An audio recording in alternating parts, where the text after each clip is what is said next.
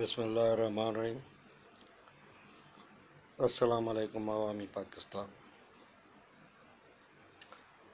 मैं हूं मंजूर आज़ाद और ये है अवामी सियासत।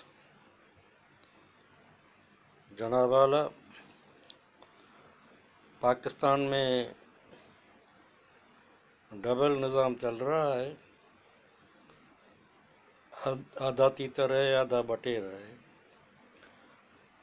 अब आप बोलेंगे कि ये आधा तीतर और आधा बटेर किस तरह है,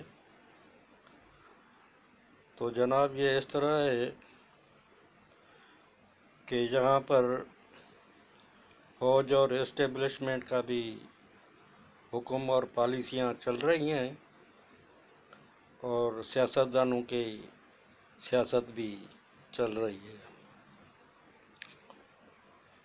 तो ये मुल्क पता नहीं, समझ में नहीं आता कि कब सीधी राह पर चलेगा, कब सीधा होकर चलेगा। या तो मुल्क में सीधी सादी फौज की हुकूमत होनी चाहिए और फौज अपनी पॉलिसियाँ चलाएं। क्यों? मैं तो इसके हक़ में हूँ, क्योंकि पाकिस्तान में बहुत राग अलापे जाते हैं जमहूरियत के, आइन की पासदारी के। मगर मैं लोगों से सवाल पूछता हूँ कि पाकिस्तान में ये जमहूरी सियासतदानों ने जितनी भी हुकूमत की है अवाम के लिए क्या किया है, और ये जमहूरी सियासतदान कितना आइन और कानून पर चले हैं। आइन और कानून की बात करने वाले और जमहूरियत की बात करने वालों को पहले इस बात का जवाब देना होगा कि पाकिस्तान में ये जमहूरी हुक्मरानों ने कितनी जमहूरियत चलाई है और कितना आइन और कानून पर अमल किया है। सब सियासतदानों ने भुट्टो से लेकर नवाज शरीफ तक, इमरान खान तक, सब ने अपने मुखालिफिन को रगड़ा है, जेलों में डाला है, झूठे केस बनाए हैं। और उस मुखालिफ सियासतदान और मुखालिफ सियासी पार्टियां सिर्फ चिल्लाती ही रहती हैं। भुट्टो के दौर से आपने देखें, भुट्टो ने सब अपने मुखालिफिन को जेलों में डाला था, उनके खिलाफ बगावत के मुकदमात बनाए थे, उनकी पार्टियों पर, नेशनल अवामी पार्टी पर बैन लगा दी थी।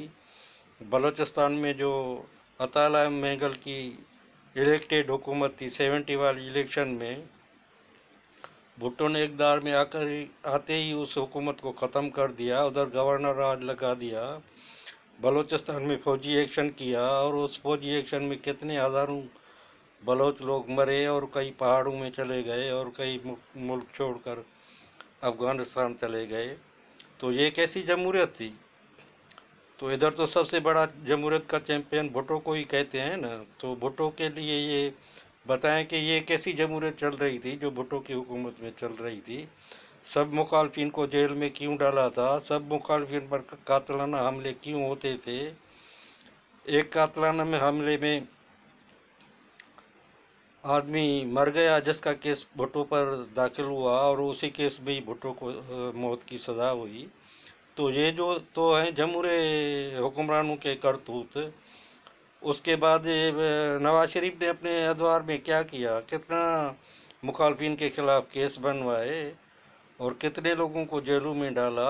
ये नवाज शरीफ ने कैसी जमहूरियत चलाई? उसकी पूरी पार्टी जो है करोड़पति, अरबपति और खरबपति लोगों की पार्टी बन गई। तो ये कैसी जमहूरियत है? ये कैसा कानून है? ये कैसा आइन है?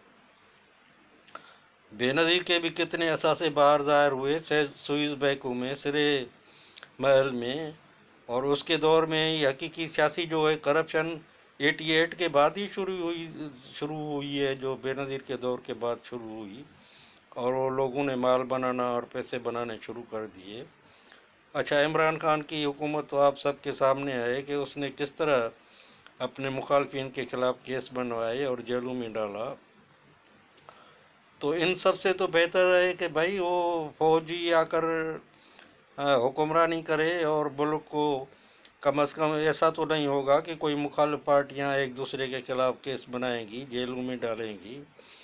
अगर फौज अच्छी तरह हुक्मरानी करती है और आवाम को अच्छी सहूलियात मिलती है, मुल्क सीधे रास्ते पर चलता है, तो इस पर तो किसी को एतराज़ नहीं होना चाहिए। मकसद सिर्फ ये है कि पाकिस्तान तरक्की करे और पाकिस्तान के सहूलियात को, आवाम को सहूलियात मिलें, चाहे वो फौज दे या चाहे सियासतदान दे। सियासतदान तो जब भी आए हैं तो सियासतदान तो मुल्क को महंगाई में गिरफ्तार करके चले जाते हैं, आवाम को ऐसे ऐसे मसाइल देकर चले जाते हैं जो सालों तक जो है वो हल नहीं होते।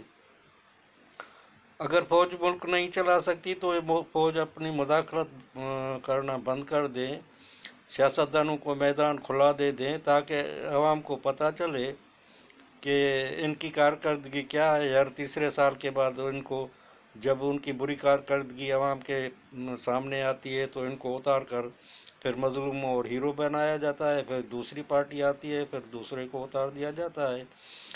तो ये चूहे बिल्ली का खेल भाई कब तक चलता रहेगा, और ये आधा तीतर आधार बटेर कब तक चलता रहेगा। न फौज खुलकर हुक्मरानी करती है, न सियासतदानों को खुलकर मैदान दिया जाता है ताकि उनके किरदार और उनका करतूत अवाम पर ज़ाहिर हो और अवाम उनसे मुतनफ़िर और बेदार हो जाएं और दूसरे नए लोगों के लिए कोई जो है जगह बने। वरना ये चूहे बिल्ली के खेल से तो एक चूहा जाएगा, दूसरा चूहा आएगा और बिल्ली बैठकर तमाशा देखती रहेगी। तो इस तरीके से तो कोई नई पार्टी उभर नहीं सकेगी, नए लोग आ नहीं सकेंगे। इस मुल्क पर सियासी तौर पर दो ख़ानदानों का कब्ज़ा हो गया है, एक भुट्टो ख़ानदान, एक शरीफ ख़ानदान। शरीफ ख़ानदान वालों ने तो ऐसा कर दिया है कि सारे अपने ख़ानदान के लिए सब वो जो है ओहदे बांट लिए हैं। मरकज़ में वज़ीर आज़म होता है एक भाई, दूसरा भाई होता है वो सूबे में वज़ीर आला, और उनके जो है समधी साहब हैं इसाक डार, वो हमेशा बने बनाए वज़ीर ख़ानदाना रहते हैं। अब तो सुना है कि मरियम के लिए भी कोई जगह बना रही है वज़ारत आला पंजाब में, या शहबाज के बेटे के लिए।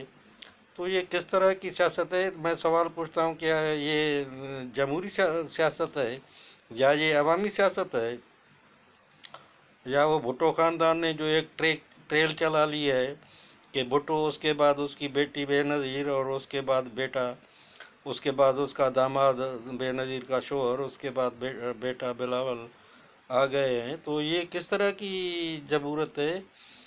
ये जमहूरी लोगों को या तो फ़ौज को इनको छोड़ना चाहिए कि अवाम इनसे मुतनफ़िर होकर इनको जब डंडे मार कर मैदान से भगाएं, जब भी कोई सही जमहूरियत, असली जमहूरियत आएगी, नए लोग मैदान में आएंगे। वरना यह आधा तीतर आधा बटेर जो चलता है, या तो फ़ौज खुद आकर अच्छी तरह से ऐसा इंतज़ाम बनाए, मुल्क का निज़ाम इस तरह का बनाए कि इन सियासी लोगों की जो है वो अजारादारी और इन सियासी लोगों की लूट मार ख़त्म हो। मुल्क में देखें ये सियासी लोग कितनी लूट मार करते हैं, तो क्या ये लूट मार कब तक चलती रहेगी? ये इलेक्शन होते रहेंगे तो एक पार्टी जाएगी, दूसरी पार्टी आएगी, और ये आपस में इनके झगड़े देखें, जब एक को उतारना होता है तो सब मिलकर उसको उतारते हैं। अब जब इक़्तिदार का मामला आता है तो इक़्तिदार पर सब लड़ते हैं।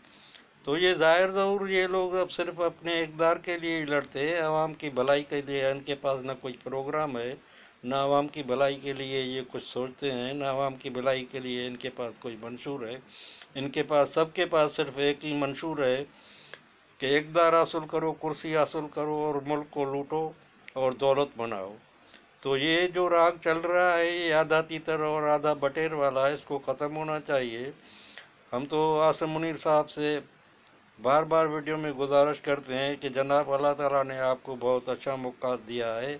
सब लोग इन सियासी पार्टियों से, इन सियासी लोगों से बेजार हैं, इनकी करप्शन से बेजार हैं। इन सब की करप्शन लोगों पर आया हो गई है, ज़ाहिर हो गई है। आप इन सब को पकड़ें, इन पर केसेस चलाएं, इनके दौलत जब्त करके अवामी ख़जाने में दाखिल करें, और इनको जो है वो सज़ाएं देकर नाअहल बनाए, जब ही ये मुल्क सीधा होगा। वरना इस तरह आधा तीतर आधा बटेर से या इस चूहे बिल्ली के खेल से मुल्क कभी सीधा नहीं होता।